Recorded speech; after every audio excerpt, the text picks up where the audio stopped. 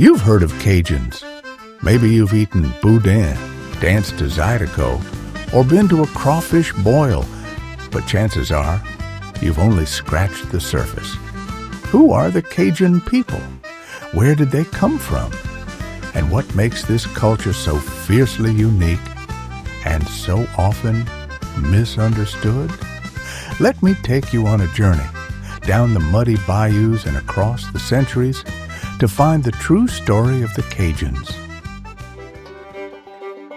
The Cajun story begins thousands of miles north in Acadia, present-day Nova Scotia.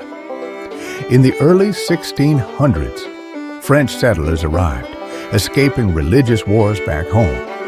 They built a peaceful agrarian life, draining marshlands, farming, raising large families.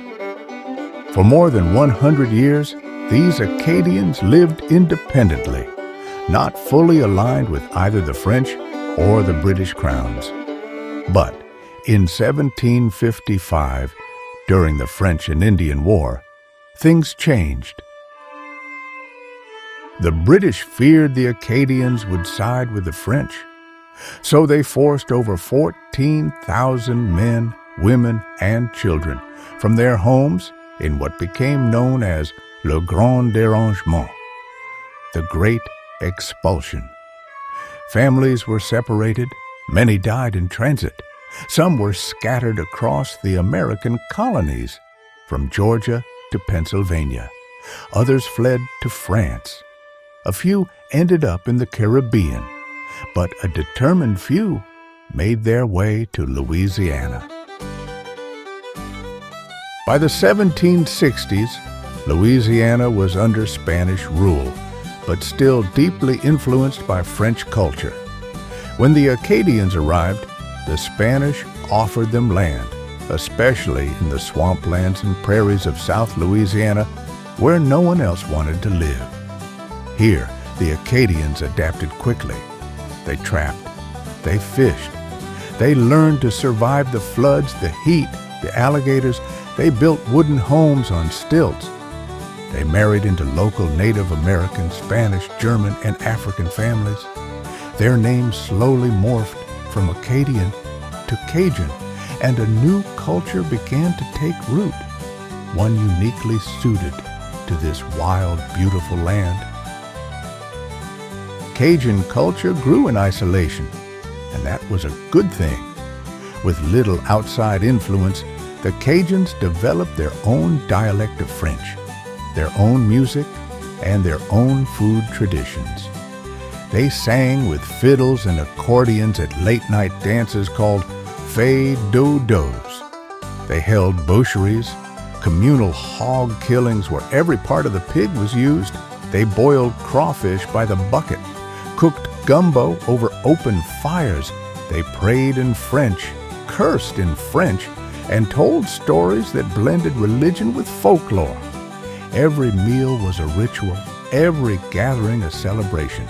And yet, even as they became a foundation of Louisiana's identity, Cajuns were looked down on for decades, seen as poor, uneducated swamp dwellers, told not to speak their own language. Cajun French was even banned in schools by the 1920s. Children were punished for speaking the tongue of their ancestors. In the mid-20th century, Cajun culture was fading. Language loss was accelerating. Traditions were at risk. But the 1970s brought a revival. Musicians like Dewey Balfa and Clifton Chenier brought Cajun and Zydeco music to national stages. French language programs were introduced. Cajun identity became something to be proud of again. Today, French immersion schools are growing. Cajun flags fly over homes and businesses, and festivals like Festival Acadia at Creole and the Bro Bridge Crawfish Festival draw thousands from all over the world. The spirit of Acadia, beaten, exiled, suppressed, has survived, and it thrives. The Cajuns are more than just a culture. They're proof of survival, of adaptation, of keeping the flame alive through centuries of hardship. So next time you taste a spoonful of gumbo, or hear a fiddle cry under an old tin roof, or find yourself deep in South Louisiana, where the Spanish moss hangs like lace, remember this: you're walking in the footsteps of a people who refuse to be erased.